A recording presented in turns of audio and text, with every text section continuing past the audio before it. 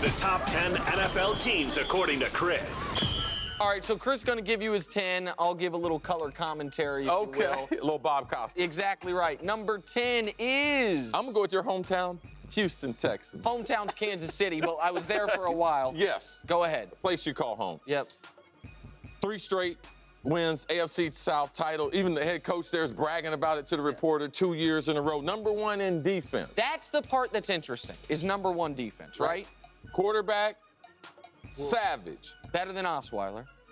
Yes. That's the thing. But do they really have a chance? Can they score enough points offensively to be a threat in the AFC? If they get the Dolphins in the first round, right? Like then. But if they don't, certainly. I don't think they're a really good defense with a very mediocre offense. And also Jadeveon Clowney, not the sack numbers, but overall as a defensive player, he's emerged. He is living up, even without the sack numbers, to the number 1 overall pick. Number 9. The Raiders. Okay. Only reason because they're quarterback. Meaning they would be higher. Yeah, now when he gets under center, they got a great offensive line. Matt McGowan. Now you might not be able to see him up under center. Yeah. He a little bit, 6 foot, little bit. He can't even ride the roller coaster at the amusement park.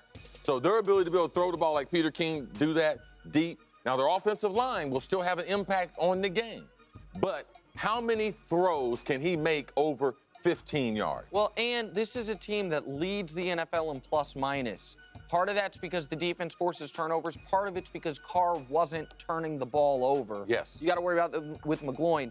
Talk about unlucky for the Bears. Carr is going to be the first quarterback in the history of pro football to win at least 12 games and not start a playoff game. Like, think about that. There hasn't been a team this good lose their quarterback this close to the playoffs ever. Like, that's just, it's really unlucky. And I really thought that they were a threat for the hierarchy in the AFC, just being New England. No doubt. All right, number 8 is the Seattle Seahawks. A little disappointing. They've dropped down. They do have all the experience, but they have some glaring weaknesses. Inability to run the ball consistently, protect Russell Wilson. Are they going to throw the ball? Richard Sherman, he said they better not throw the ball when they get down inside. Here's my question for the Seahawks. Did they lose the best player in their secondary a few weeks ago? Oh, absolutely. I mean, Cam Chancellor's awesome. Richard Sherman. No, he's been the best player for a long time. Yeah. I mean, he was first team All-Pro for several years. Yep. To me, it was Earl, he was the number 1 guy. And then it was A and B as far as Chancellor because of the enforcer, and then Richard, both of them right there. Because the ability to be able to shut down one side of the field. The combination together was lethal. Seattle's key, if they're going to go on a run, they've got to win this week and have Atlanta lose. If they can get the 2 seed, get the bye, have a home field game in round 2, then I think they could make some noise. But as you talked about yesterday, that's a team that's been bad on the road, even these last 5 years. They got to get that 2 seed. If they're the 5 seed, or the 3 seed, I don't see what they can do. What's number 7? Chiefs. My actual hometown. Right. Yep. And the reason why is their potential, I believe, is higher than most of the teams. Yep. You get Jeremy Maclin added back, Hill, exciting player. I mean, amazing transition. Yep. And Andy Reid, I believe this right here could change the arc of his career. If he's able to have a great run, because Andy Reid's been a coach getting close, but couldn't get over the hump. They've got maybe the best tight end in football, not named Rob Gronkowski. Yes. Alex Smith is playing well. It's still, they're not going to take a ton of chances, and that's one of the reasons why they're number 2 in the league in turnover margin. Their plus-minus been great. Like, they're bottom 8 in the league in total offense and total defense, but they're number 1 with a bullet in takeaways with 31. They force turnovers. They get after the opposing. You got to be excited about the 460 they put up against Denver's defense and their ability to turn people over. Because Alex Smith is getting an extra 2 or 3 possessions a game, and that's why they're a threat. And they're getting the ball out quick. All right, what's number 6? Number 6 would be the poorly coached Pittsburgh Steelers. Oh, okay, Bradshaw. I mean, all they got is a cheerleader.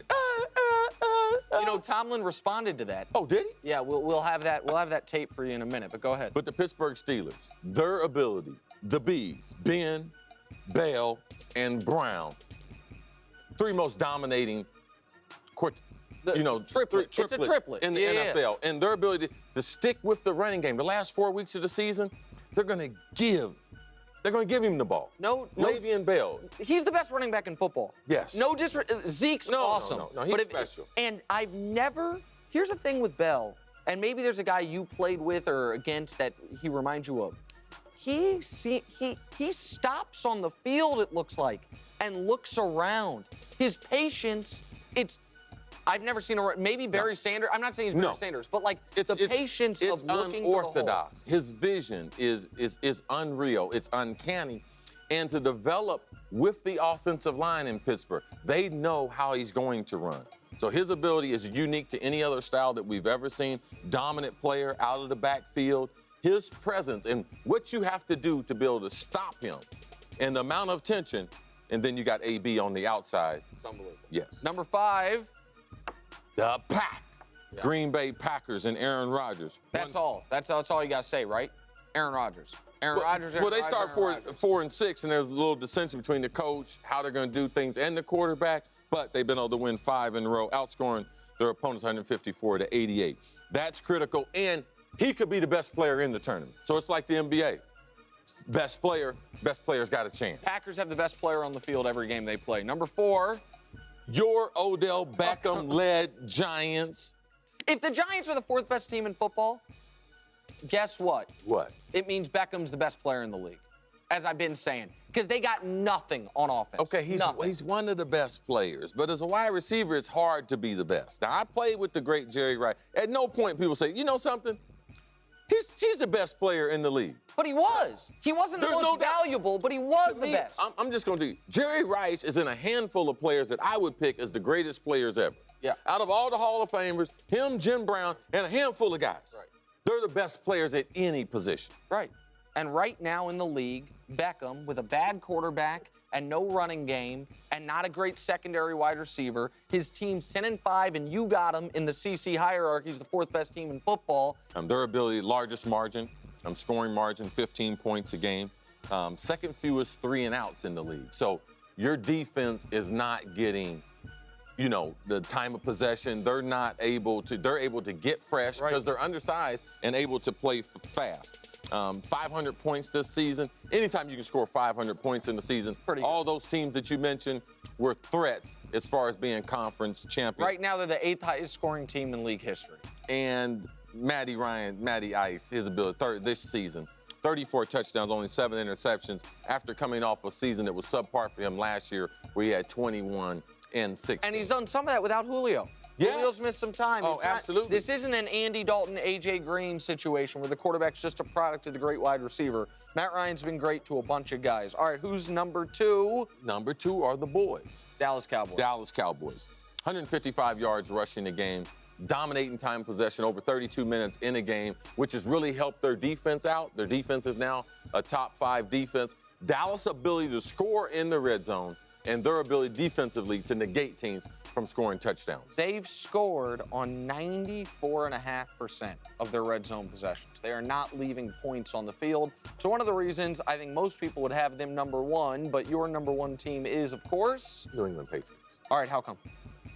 They're the best team. They're the best run. And I believe they take advantage of Dallas's secondary.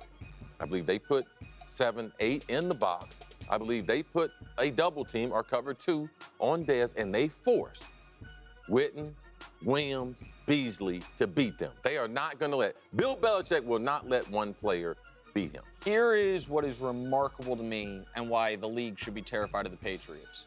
You can make the argument Tom Brady is having the best season of his career, while this is also true. Who has the league's best scoring defense? The New England Patriots. Yes.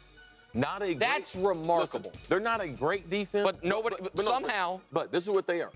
They are position-oriented, all right? They have adapted their personnel that they have guys doing only what they do well. Right. They were trying to play a lot of man-to-man early in the season. Couldn't do that. Switched up to a lot of zone. We're playing a lot of 34 fronts. They switched that back. They're playing more 4-man fronts. So Belichick has adapted not the personnel, but he's adapted what he's trying to make them do to make them into that number 1 defense. People would be shocked by that. It's your herd hierarchy.